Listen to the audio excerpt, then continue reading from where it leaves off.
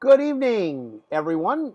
My name is Alan Smason, and welcome to another edition of NOLA Theater Talk. This is part of our outreach for the NOLA Theater Folk Facebook group. We also broadcast to the theatercriticism.com Facebook page, not the website. And we also can be seen streaming to the YouTube channel that I have, which is also known as Music Lovers 169. Again, tonight we're doing a little something differently. Normally, I'm a little bit more dressed up, a little bit more formal in terms of my my outreach. Tonight, I'm wearing a scouting shirt from the Jewish Committee on Scouting, which I'm associated with, and that's sort of a more relaxed atmosphere that we're having tonight because we are dealing with the youth members of our community. We're going to be talking about a new TV show that is aimed at the local teen market. High school age, of course, and we're going to be talking about what's going on. Before we get into that, I'll explain all of that and who's involved, etc. I just want to remind everybody that if you're going to be participating tonight, would like to leave some comments on our stream, you may do so. I recommend that you try to do it if you can by doing StreamYard.com/Facebook. That will show your name and your profile, if you will, to me, so I'll be able to see who it is that's making a comment. If not, it just shows up as a Facebook user or possibly someone on YouTube that we'll see. So again, keep that in mind. StreamYard, like the stream that runs along the side of the babbling brook, a stream and then a yard, like in your backyard, StreamYard.com/Facebook, and that's the slash that goes from upper right to lower left. So in case you're trying to figure that out, I guess it would be like that for you out there, because everything is sort of backwards here.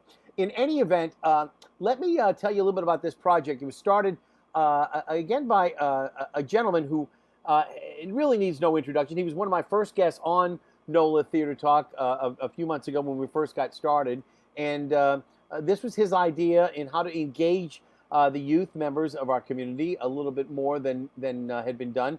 It was a proposition for a new TV show. And again, the name of it, as I said, is What's Going On? And this is a project of none other than Anthony Bean of Anthony Bean Community Theater. And without any further ado, I'd like to bring Anthony in and bring him in and let him know that we're glad that you can be back again with us, Anthony. I promise you, Irma Thomas is not lurking here tonight. No surprise, guest. You were probably the loudest guest I've ever had when she came into the room. Oh my goodness gracious! Don't even tell me about it. But again, I want to talk a little bit about, first off, just to refresh everybody's memory. You've been doing as good a job as you can with the city, doing virtual work with the the children's program that we have through NORD. So how did that work this summer? How was that for you? That brought on this TV show. All right, so tell me, first off, how did you do the program with NORD this summer?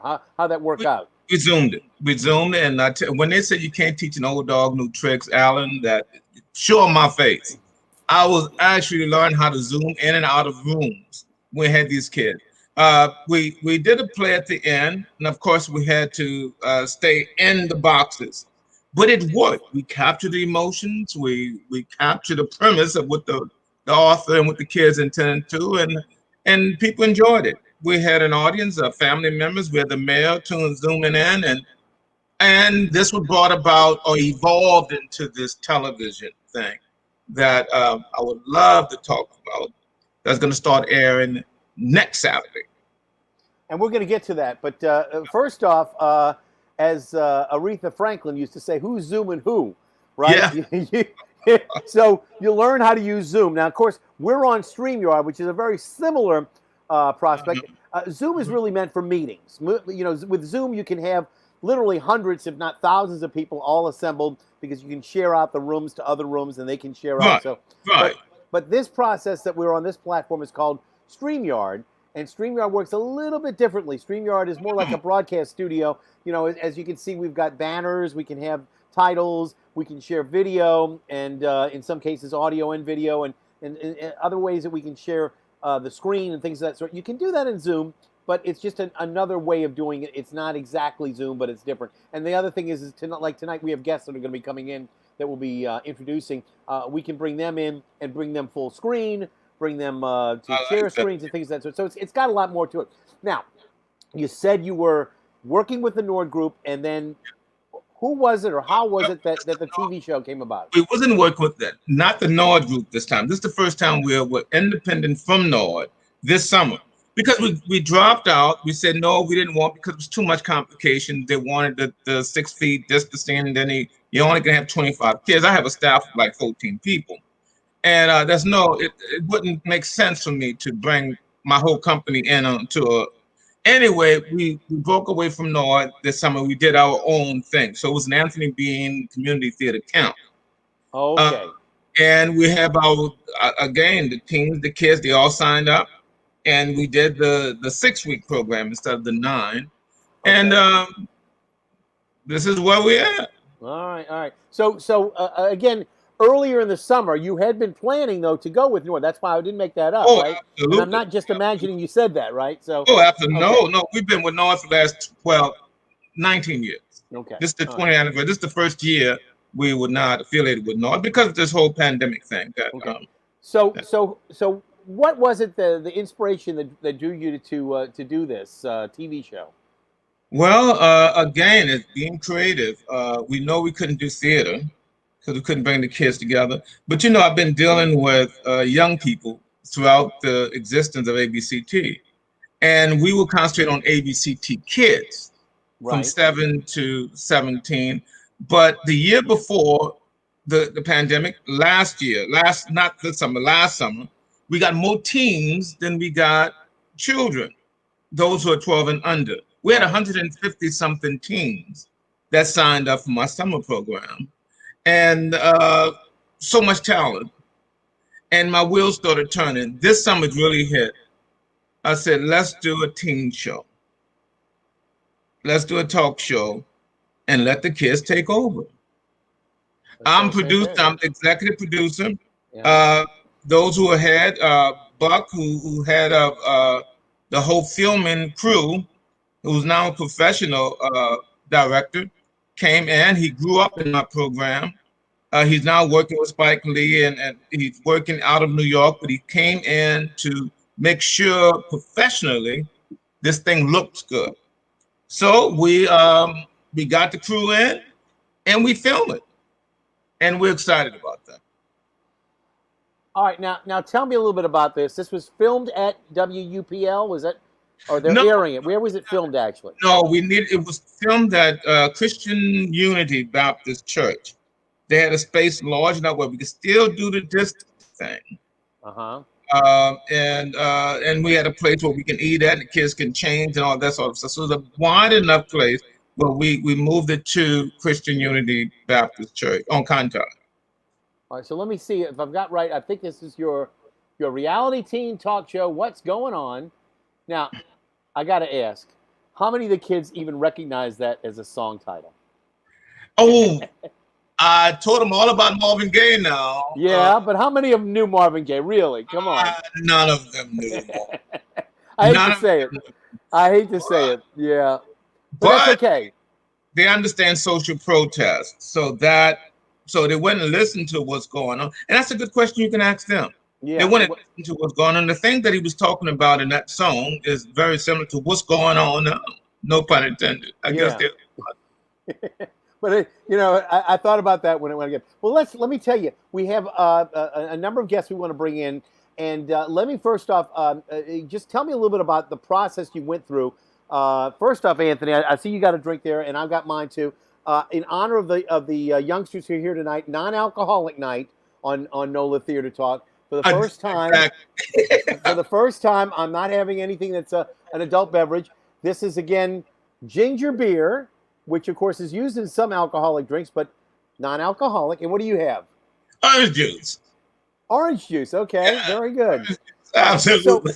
So tell me a little bit about, before I bring the youngsters in, tell me a little bit about your process in determining who were going to be your youth hosts of the program, and how you determined to do that. You didn't just have one, you had several, correct? We had 4. Yeah, it's just hard to. I did an audition too for the first time in the history of ABCT. I wanted to broaden my net. Now I said we have a whole company of young people, and some of them was mad with me, but I wanted to broaden this. We did a citywide search for a host.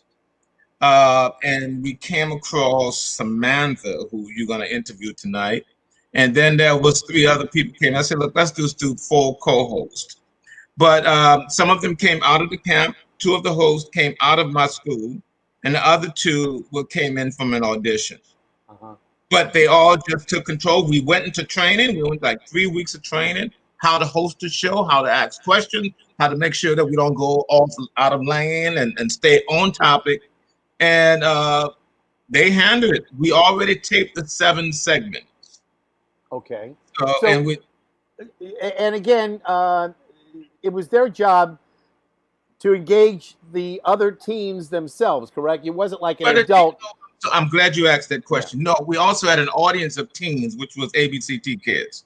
We had an audience of, we couldn't go past 25. I think that was the distant part, but we had 15 kids, teens, who were the audience, who was there to ask questions.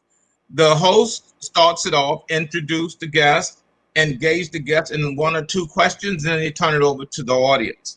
And the audience engaged the guest. Well, let's bring in one of your hosts first off. We've got 2 of them to bring in. The first one, ladies first, so we're going to bring in, the first one is going to be Samantha, and again, that's Koryn, right? Samantha Koryn, right? Samantha Koryn, yeah. All right. And Samantha, you're a student at, is it Dominican, you said? Yes, I'm a junior at Dominican. Fantastic. And how do you feel now that you've got a TV show under your belt? That's pretty good for a junior, right? Yes, it feels so amazing, almost surreal, honestly, because I didn't expect, for this to come up. I know over the summer, I was like, all of these things are happening, quarantine, what happened with police brutality. And for me to be able to be on a show where we talked about those issues and what other teams were dealing with, it was really amazing. Well, we appreciate your being here and letting us know about that. And was this your first time being, in front of a TV camera like that? Yes, it was my first time being on a TV show. I had done commercials with my church before, so I had a little bit of camera experience, but the TV show is definitely different. And were you one of the kids that he mentioned in one of the ABCT, Anthony Bean Community Theater kids, or not? So no, I auditioned, and I was told by actress Karen Liver, she sent me the flyer, and she's like, "Sam, I can see you doing this," and I was like, "Okay, I'm gonna give it a shot," because I was interested, and then it just happened. So it's awesome. Well, we're glad to have you, and again, Samantha, you are joined on the program by another of the hosts. Now, I assume this is one of your kids, right? Anthony, as well? It's the only 2 that auditioned. Oh, really? All right. Well, let me bring in Benjamin, and again, it's Benjamin Sulcer, correct? Yes, sir. All right. Now, Benjamin, tell me again. In this particular case, both of you auditioned and got into the host role here. Was this also your first time being involved with in front of a camera like that? Technically, yes, but I've been on a TV show before. I was on one that's premiering pretty soon. I'm not playing any major roles. It's just I was with my choir and got invited on the show, and we were the guest stars. All right, fantastic. Well, we have our 2 hosts, and we've got Anthony there. So, Benjamin, I appreciate. And you said you like Ben better than Benjamin, so we're just going to call you Ben if it's all right. And Samantha, do you prefer Sam or Samantha? Sam is okay. All right. I just want to make sure that we're not getting too familiar, but we want to be make sure that this is of interest to you. And in just a little bit, I want everybody to stick around. We have a very special guest, the CEO and president of the Jewish Federation of Greater New Orleans, Arnie Fielkow, who's going to be with us to talk a little bit about some one particular program that he did. But I wanted to talk a little bit in general terms before we get to that specific program. And that'll allow him to maybe watch a little bit more of his game tonight. First off, Ben and Sam, what did you bring in as far as a drink tonight to talk about? So I made a Shirley Temple, and then my cherries are at the bottom. All right. Yes. No Roy Rogers for you, though, right? Root beer. The ubiquitous one. All right. Now, those are important questions we have to answer. All right. So first off, the kinds of issues that you all were dealing with. were these, Anthony, issues that you set up, like, the Black Lives Matter movement, things of that sort? Did you all deal with all of that, or did you do more things that were of a challenge to the youth? I mean, were they larger issues or just things that were, like bullying and things of that sort that affect really more of the kids than some of the larger issues? That's for me. I'm really waiting for them to answer because Well, well, I will say that teens is kind of interesting. You said that what kids would handle. Black teens grew up real fast because they got to learn the ropes real fast. So a 13-year-old black kid is like 18, 19 and dealing with social issues. So I want them to answer that question. all right. Well, So, I'll bring it to Sam first then. All right, go ahead, Sam. yes, I was going to say that it's a mixture of both. So it's like things that teens deal with, like, sexuality, as well as the bigger things like the mayor talking to us. And y'all will see that episode just about what it's like taking on that role and dealing with the bigger issues of the city and dealing with the virus, all of these things that no one has experienced before. So combination. And Ben, what about you? What was it that was most intriguing to you as a youngster? What resonated with you more? I mean, I like talking to, like, on one of our episodes, we talked to the Jewish Federation. You talked about it earlier, but I love talking to the Jewish kids. We bonded. Like, I'm still in contact with some of them to this day, and like it just felt really good to connect with people who I didn't know I had so much in common with. Well, that's understandable. Let me go ahead, since you've sort of set the stage and already announced it. Let me bring in Arnie. And again, Arnie Fielkow really needs no introduction. First off, he worked with the Saints organization for many years. He's been involved with professional sports. After he left the Saints organization, he was elected by a landslide margin to the city council and served for many years as a president or vice president, depending on who was in office at that time, because they would swap as one of the city councilmen at large positions. Eventually, he left that position to go become the CEO of the NBA Retired Players Association. And lo and behold, he came back to New Orleans as the CEO of the Jewish Federation. That position used to be called the executive director. But let me bring in right now Arnie Fielkow, who, Arnie, you are the CEO again of the Jewish Federation of Greater New Orleans, and I think that everybody will recognize you though from many other things that you do, and we appreciate you being here tonight with us. Well, thanks, Alan. It's awfully nice to be with you and Anthony and the youth. You introduced everybody, said after Anthony you were going to bring in the youngsters, so I figured you were alluding to me, so I'm really flattered. But I am really proud to be with these folks. I have to tell you, I'm one of the biggest fans anywhere of Anthony Bean. He is an amazing guy. I've known him for years. And what he's done, pre-Katrina, post-Katrina, now in the middle of COVID, is just amazing. Speaks for itself. It's such an asset to the city of New Orleans. So it's an honor to partner with him on the show. Thank you, Arnie. I appreciate that. Yeah, and I do want to remind everybody, anybody who's listening in tonight who wants to take part, whether you be a youth member of the audience or an older person, if you want to make a comment, we'll be able to play those comments back for you on our show. All you need to do is go to StreamYard.com/Facebook to allow us to see who you are. If not, you can still make the posting of the comments. It's just going to show up as Facebook user. So keep that in mind. And again, Arnie, you have been doing a lot of outreach to members of the Black community, the African American community here in New Orleans for a good long time. Not only as a city council person, but when you took over as the CEO of Jewish Federation, it was one of your main goals was to do more to increase the I guess you might say the interaction between the communities.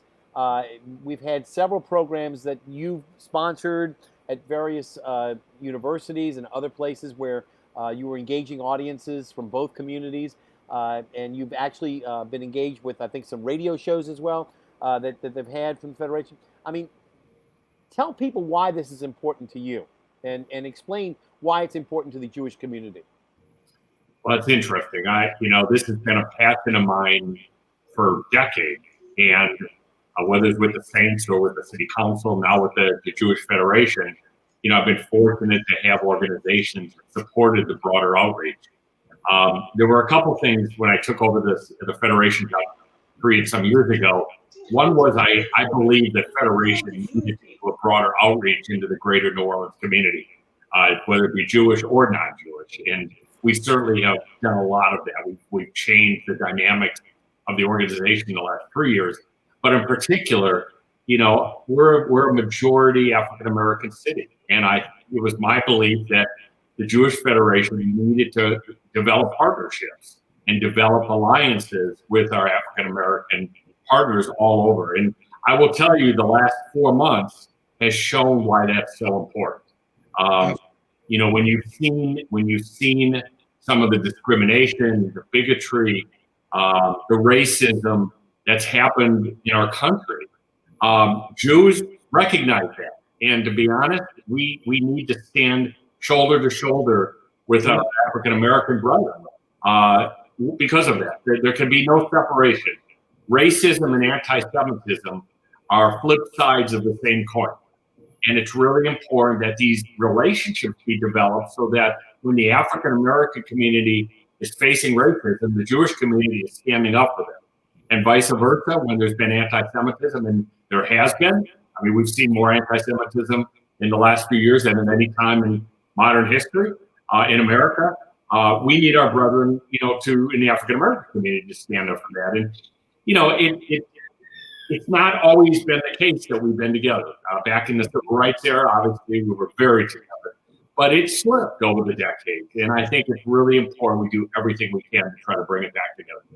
And one of the things I have to add too, Alan, is that, and I did my research. I even consult back with, in reference to this being the first time that Black and Jewish teens have been televised in discussion and getting to know each other and putting it actually on television. This is the first time that happened. And I was excited about that. And as you can hear from Benjamin, he said that they're still communicating. Right. So this is the bond we talking about. We need to reconstruct, because that bond was very strong during the civil rights era.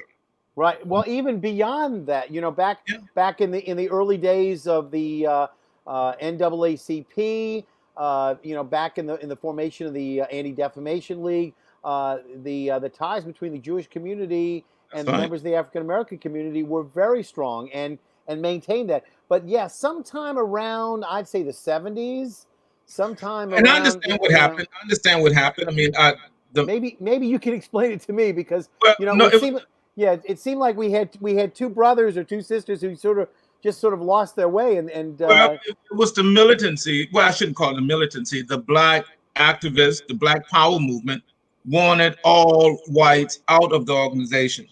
And at that point, it's kind of difficult to tell the difference between whites and Jewish.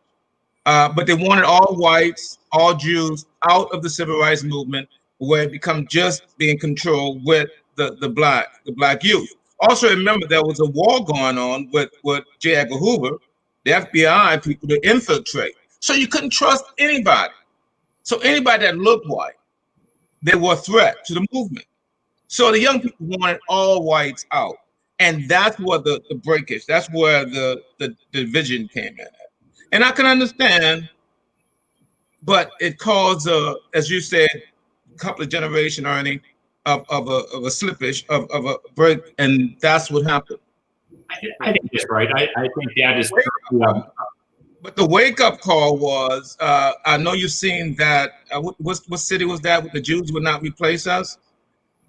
Charlottesville. Yes, those kinds of hatred shows that Blacks have more in common with Jews than not. And that's why I think it's important, because the racism and the hate group hate Blacks and Jews. Yeah.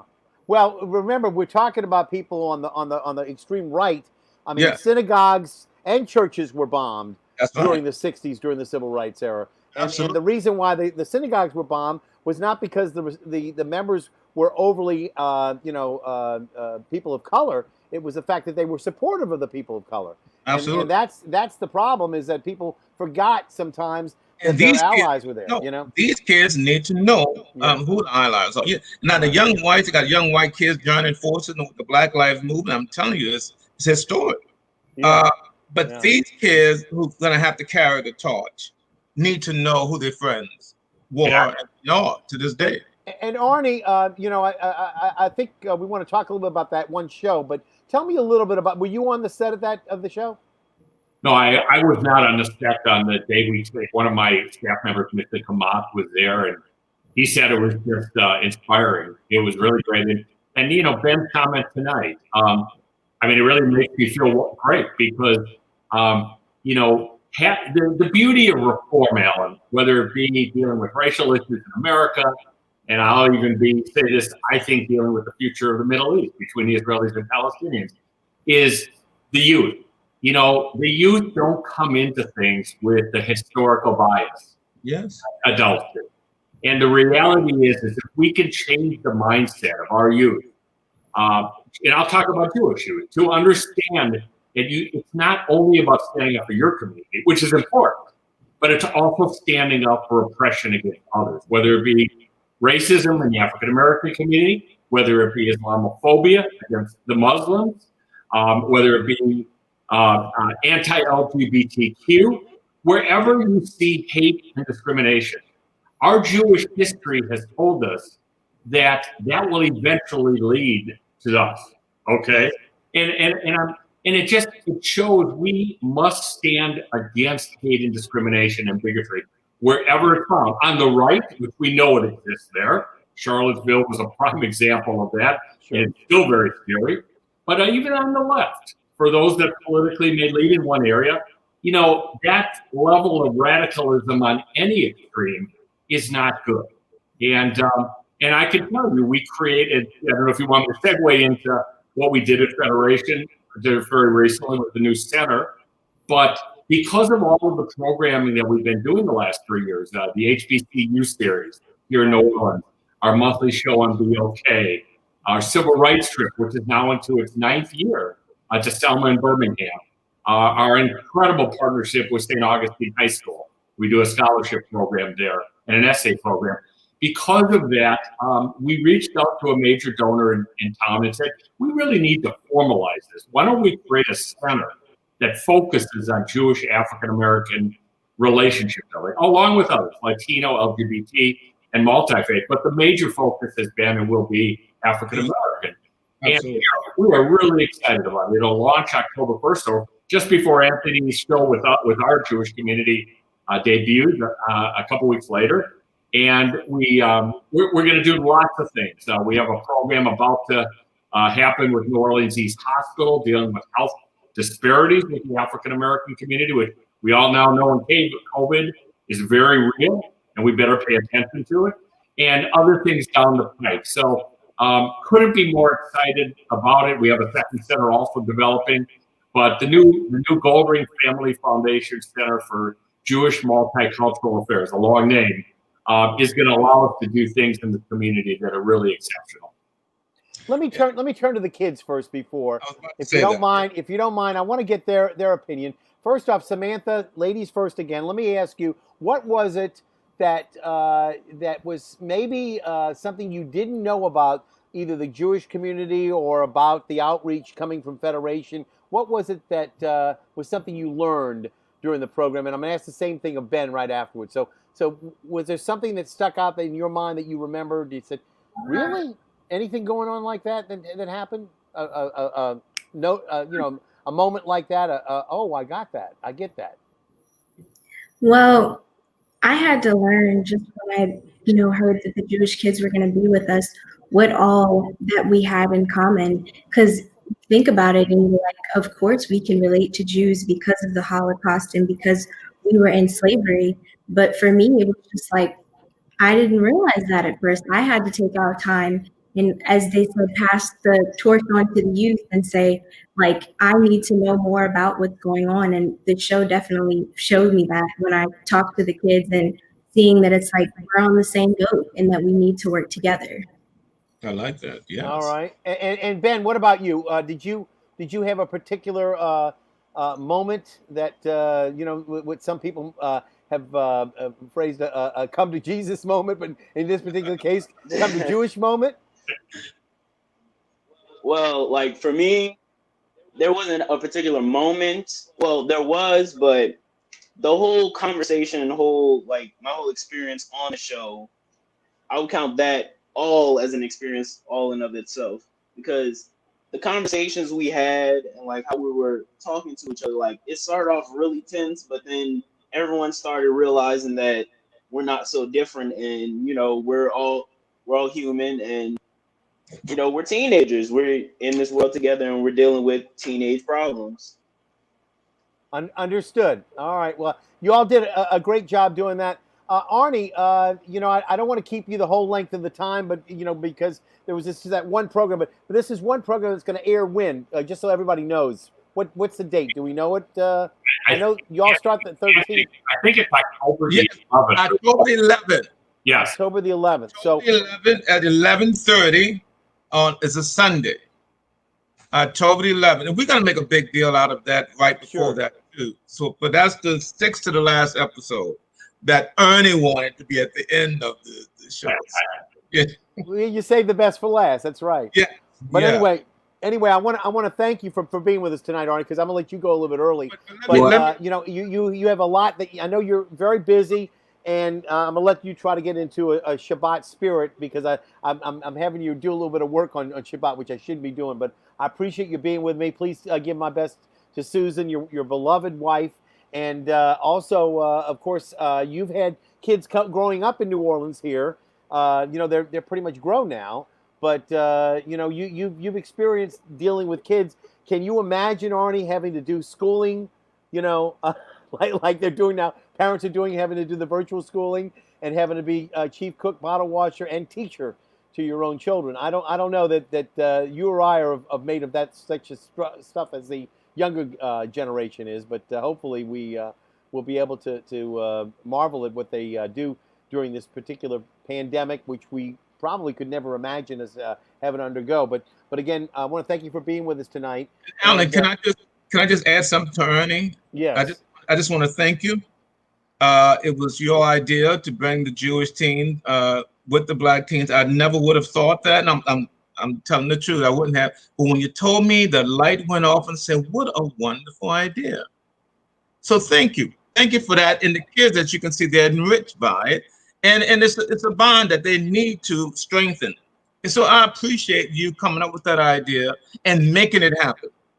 Well, thank you. And again, it's an honor for us to work with you, and our community's excited. Alan, when we get to the 11th, there's going to be a lot of promotion in the Jewish community about the show on the 11th. And let me just close it with saying, Alan, I really appreciate the work that you do, your publication, programs like this. I mean, you are what we call in Judaism, you are a real mensch. Yeah. Well, I'm guilty of working on Shabbat too right now. So so don't tell anybody. Listen, Arnie, last question as I'm going on. How are the Saints going to do this year? I think they can have a pretty good year. It helps because nobody got to practice much. So they have a veteran team. And that first game with Tom Brady, that'll be pretty fun next Sunday. So I think it is. I think it'll have a good year. All right. Well, thank you. And again, Mazel Tov for everything, and congratulations. And we'll see you. You have your big meeting coming up on next Thursday. So anybody who's a member of Federation, you're entitled to go and virtually join the 107th meeting of Federation. Thank you, Arnie, for being with us, and you have a good night. All right. All right. Thank you. Take care. Okay. All right. So let's go on. Let's find out a little bit more. Let me talk. Look at my teams. A little bit. Look.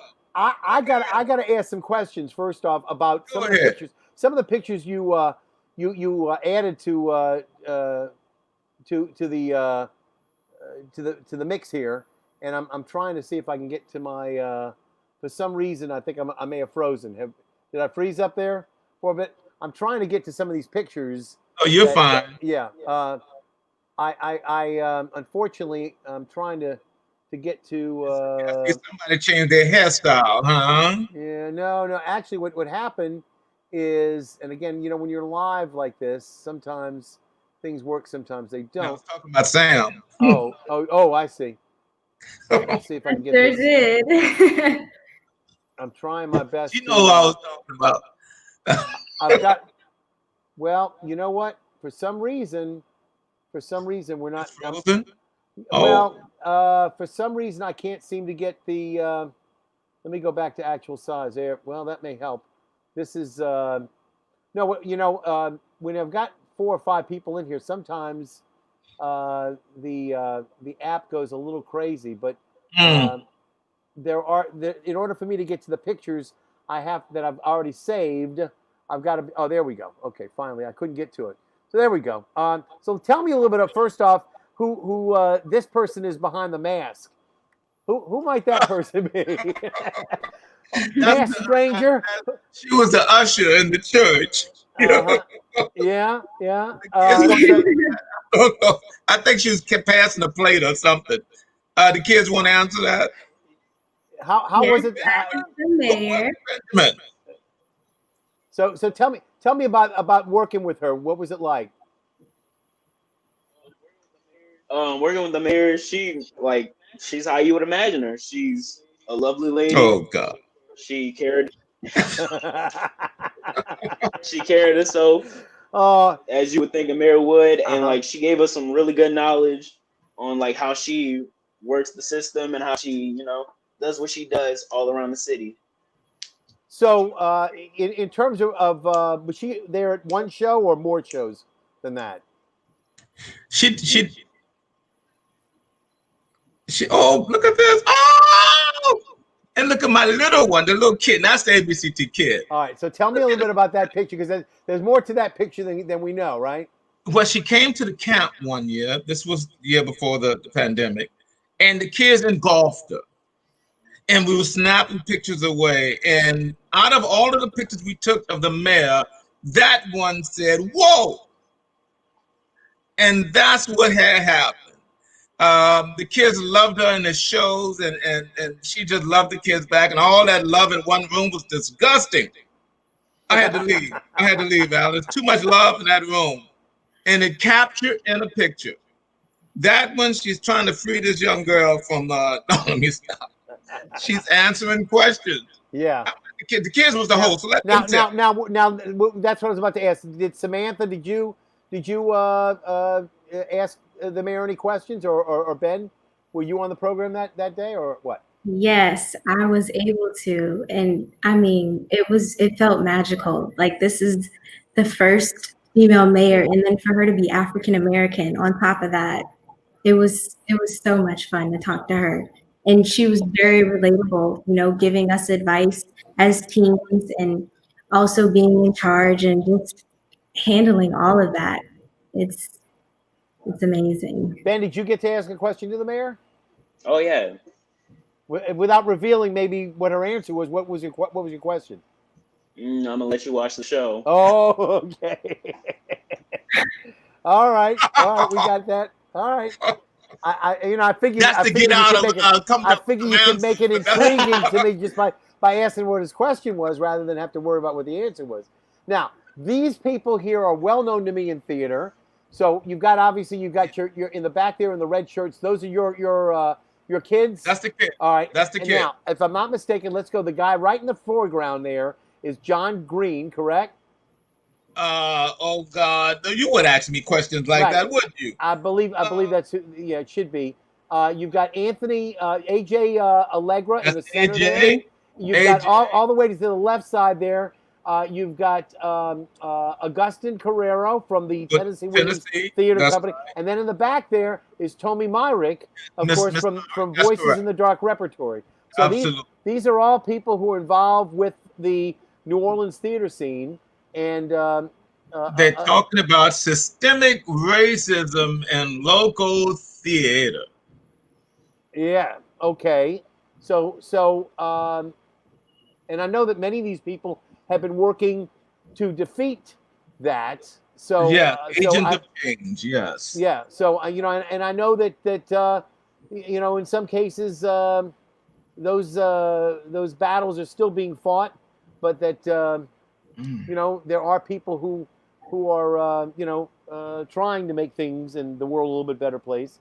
Well, you know, not to get too deep, but I'm just hoping that this will continue. I know the George Floyd thing brought about what people are searching their own consciousness, but I'm hoping that this doesn't play out and we go back to our prospective corners as business as usual, if you know what Right. I mean. I'm hoping that's not the case. Right. Well, you know, during this time, obviously, it's very trying, very challenging.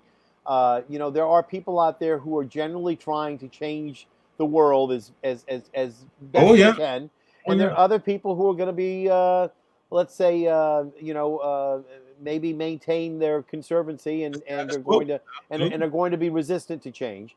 By the same token, I do believe that I see a more engaged uh, uh, group of the youth of our nation than I've ever seen them back in, and you know, back in the 60s might have been the last time I really saw. And I have to agree with you on that, Yeah. Alan. I was concerned about the young people, because I've been dealing with young people most of my adult life, and I was concerned if they had directions. And I was concerned whether they understand where they stand. I'm talking about the Black youth, where they stand in America. And then what happened, Trayvon Martin happened. And that changed the whole, Yeah. and I mean nationally, that changed the whole gamut of But now Trayvon Martin was what, already 6 years ago, right? Wasn't that this was, yeah, 2013? that's when it happened. That's when they started 6 realizing years. there's a problem. And Oh yeah. and these kids now who are now in high school, they were only, you know, maybe what, about 7 or 8 maybe when I told Trayvon you, Martin happened? young Black kids grew up very early. You Yeah. know, you can be stopped by a cop at 9 years old and say, "Put your hands up." At 9 years old, Yeah. get up against the car at 9 years old. They had to learn very quick where You they know, stand. it's something that you know, people you know, who are Jewish don't necessarily have the talk that you all talk about, Yes. but we maybe should, because to a certain extent, you know, once people find out that you're Jewish in some cases, When they find, you know, yeah. they don't really consider you as part of the majority of the white people. Okay. The only thing You know? about, but see, these Black kids can't assimilate. These No, Black they kids yeah. can't, you know. So they wear that a target literally. Right. Well, And every day there's some kind of news going on with the cops. You would think that the cops will lay low because of the eyes are on them, and you're still having situations where these kids, and I want to hear from them because I should shut up and let them talk. Right. So tell me, I'm going to start with Ben first this time. Ben, what was it that affected you? Was it Trayvon Martin, or was it something else that affected you first to get you engaged in social activism? So it all started like way back when I was in, I think, the 6th grade, like the 4th grade, and they told me about Emmett Till.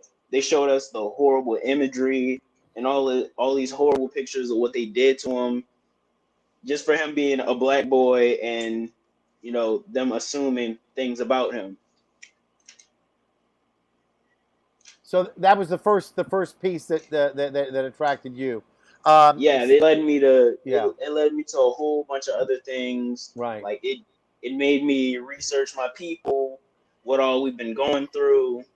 Like me being a young Black boy, like, it's always a struggle and a challenge to like walk outside, go for a walk, do things like that. You know, like it gets to me sometimes. I'm not gonna lie to you, but you know, at the end of the day, you know, I know that God is watching over me, and I know He's gonna, you know, make sure I'm okay. And yeah, I started doing work with my choir. We go around singing messages of nonviolence and things of that nature. We do our thing. Sam, what about you? What was it that What was it that got you engaged? So I went to the Martin Luther King monument area. This was maybe when I was in fourth grade, I think, or fifth grade. And when I was there, I went to the church that Martin Luther King used to preach at, Ebenezer Baptist Church. And when I got there were Confederate flags in front of the church. And shortly after I got there, then newscasters came to the scene and they were like, "How do you feel about this?" And I was so like distraught that at that time racism was still happening. Like, it's not like it went anywhere. It's still right there in your face. So with Trayvon Martin and with all the other African Americans who have been killed by the police, it's like I'm like, here goes another one. And slowly have gotten used to African Americans being killed.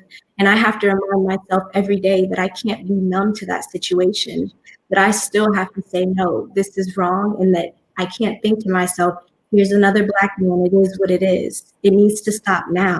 And with the protesting, it's like for some reason, the police officers felt like this means that we need to, fight people more. It's just ridiculous that they, haven't had any sense or knocked into them from everything that happened with George Floyd. That was recently, but it's nothing new. It's nothing new. I'm going to throw out a question for both of you, and either of you can take it or both of you can take it.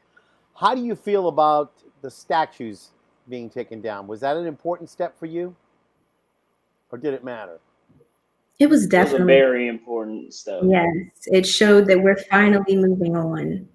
Finally. And the statues, it's a big deal, but I feel like that should have been happened. That's still up there and people thought this is the history, but that's not good history. That's not something that we should hold on to.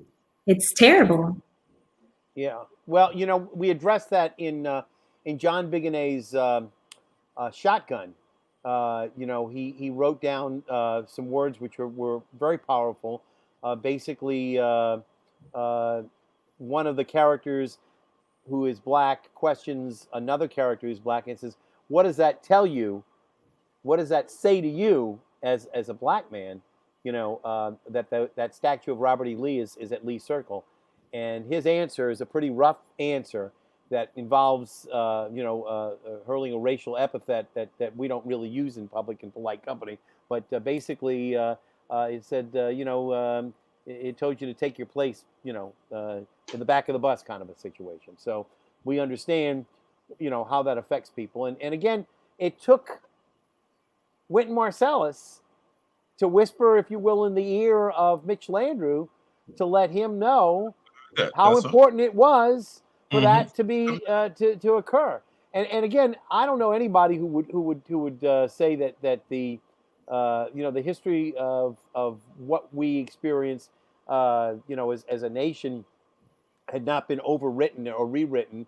Back around the end of the 19th century, beginning of the 20th century, a lot of these statues didn't go up until the early 19 teens. The statue of Jefferson Davis, etc. And that was all the whole idea of the lost cause, as they called it, to try to rewrite history. It wasn't a war between the North and the South so much as it was the clash of the cultures. It wasn't a war against slavery. It was really the North was was an industrial area, and the South was an agrarian area, and basically they were two different areas. And again, a lot of that was rewriting history. It was basically to keep Blacks in their place. Right.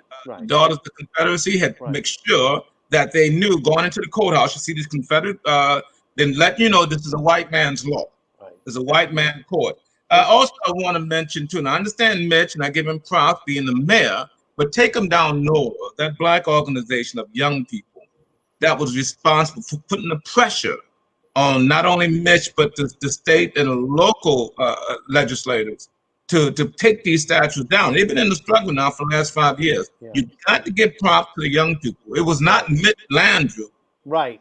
But if it weren't for Mitch Landrieu, you probably couldn't have gotten it done as easily. I would say as easily, yes. Yeah. It would have been taken down one way or other. I know these little brothers, and I tell you, they are not us when we were kids. Right.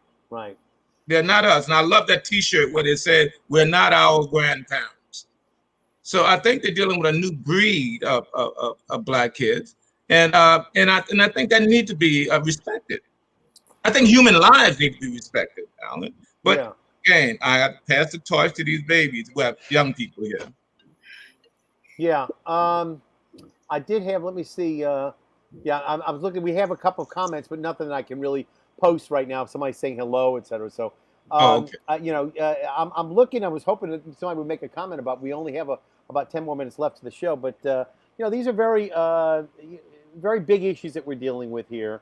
Now, Alan, one other thing too. The kids, I told them to read. There was a new play out called with Anne and Emmett. Yeah. Sam, you want to talk? Did you do your research on that? Definitely. And I watched the play, and it was pretty much just them narrating their lives and seeing how similar they were. Say who were Anne and Emmett? Can you tell us? Yes. So Anne was Anne Frank. She was a Jewish girl, and she was around during the time of the Holocaust. And she had a diary that she wrote in before she was killed, where she just talked about her life and about her struggles of hiding and trying to survive. And then Emmett Till he was a Black boy during, I'm trying to think it was like during the civil rights.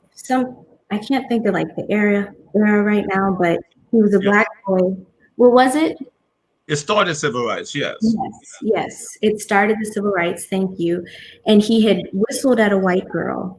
Right. And when he did that, he had gotten beaten to death because it's like.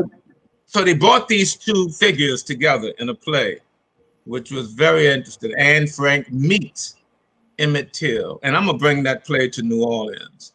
I think it's very important. Yeah.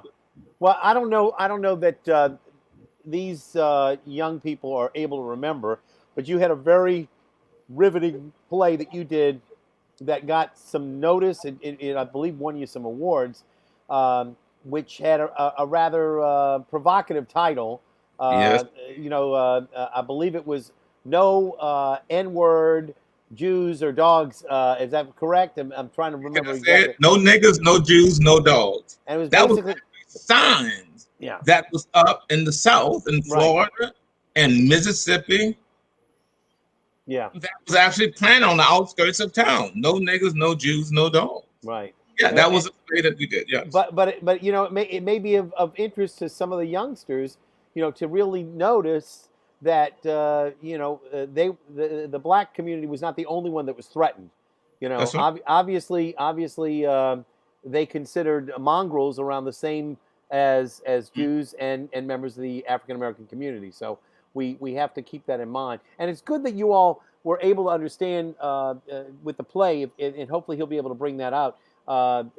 Anne Frank is a pivotal figure for the Holocaust.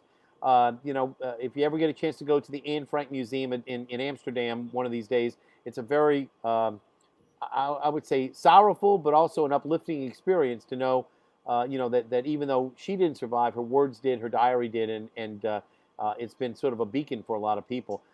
Ben, you mentioned Emmett Till before, so I assume that his story does resonate with you. And then there are others too. I mean, I don't know if you're familiar with the Scottsboro Boys, which were glorified in a musical of the same title, the Scottsboro Boys, by Kander and Ebb, two Jewish composers, who wrote about the injustice that they faced. And, the whole concept of a connection between the Jewish community and the African American community, does historically exist and has existed and can exist in the future. It's just a matter of yeah. I told Arnie, you heard Benjamin say they continue to communicate. I want to continue that dialogue between the Black kids and the Jewish kids. And I really believe that's a nightmare for racist group to see Black and Jews come together. That would frighten the living daylight out of them. Or any minority group to come together as one, because there's strength in numbers. But I would love to see, maybe even without television cameras, but I have to lie. It's either got to be television cameras or the stage, where we will bring the Jewish teens and the Black teens together so we can have. Well, this is the first season, right? You're going to have another show coming up after this? Yeah. We're going to that. I was going to hold that. I was going to save that for another show. But yeah, they liked what they saw, some of the outtakes. I threatened them. I told them that I might choose different hosts if they get on my nerves. And so one, I'm just so sure I'm going to keep that person. They just don't know what to do. But however, I like what we had. I like the host that we have and the co-host. I would also like to mention something else too. Arnie mentioned it just briefly, but every year there's a civil rights museum that I believe is in Selma. There is and they have a trip that's sponsored by the Jewish Federation of Greater New Orleans, and they take students, to Selma to see the museum. It's a bus trip. It's all day. You get on the bus early in the morning. You drive the 5 or 6 hours, whatever it is, to Selma. You see the museum, and then you get back on the bus. You come back late at night. I would really recommend that you and your group see if it's possible, because they have scholarships available that they will actually. And I actually was supposed to be on that trip, which was scheduled for, guess what? It was scheduled for the beginning of middle of March, and of course we know what happened around that time when the pandemic happened. Sam, would y'all be interested in that? Yes. Oh yeah, most definitely. So they will actually have Jewish kids as well as members from the African American community come on that bus trip. So keep that in mind. I would like to mention that as well. We'll make it happen. And I'm not just talking. I'm very serious. All right, let me let the kids have their last say, and I want you to consider this somebody who doesn't know anything about the show. I'd like both of you to give me a 30-second spiel or promotion on what the show's about and why I need to see it. Benjamin, you go first. Yeah. Oh yeah. All right. What's going on? I mean, the show speaks for itself. We talk about what's going on. It's more catered to the teens, but adults can watch it too. We talk to some really interesting people. They once again let us know what's going on. We touch on racial issues, religious issues, sexuality issues, all those things that are troubling our youths in America, and just overall. All right. Samantha, your turn. All right. Ready? Go. Yes, I would say the same thing. As the host of the show, I learned so much just asking questions and getting to know things. And as a teen, for sure, to all the teens out there, watch it. You will learn something from that experience. All of us have, I know it, even adults. Adults watch it too. Learn something and then teach others. Teach others what you have learned, because it's strength in numbers, all of that. All of us need to know what's going on, because there is power in knowledge. All right. Well, thank you, both of you, Ben and Sam. I want to, really thank you from the bottom of my heart for being here tonight.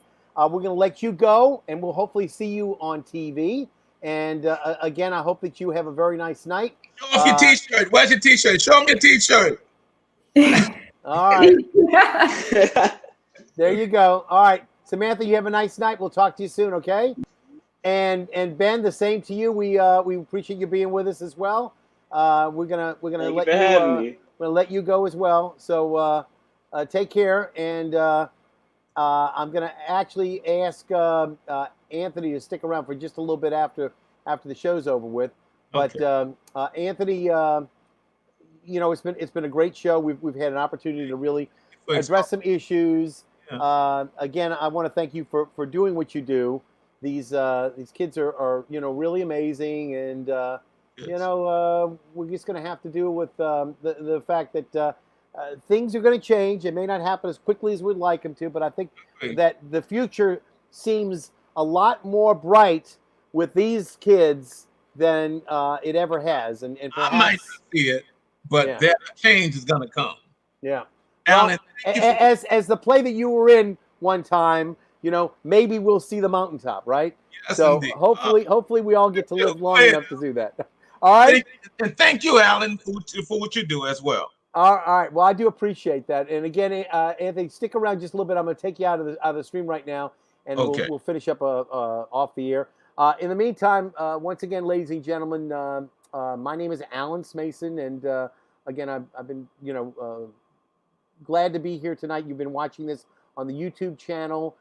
We also, of course, broadcast on the theatercriticism.com Facebook page, and also for those of you who are involved with the NOLA Theater Folk Facebook group, we broadcast to that as well, and we hope that you all had a good night tonight watching the show. I'm going to take a night off for Labor Day on Monday, so don't look for a show on Monday, but I'll be back next Friday. It's going to be a surprise to you and me. I haven't figured out who's coming, but we're going to talk about theater, and that's NOLA Theater Talk. Again, my name is Alan Smason, and again, I hope that those of you who were here tonight enjoyed the show that we had, and as I always say, I'll look forward to seeing you at the theater.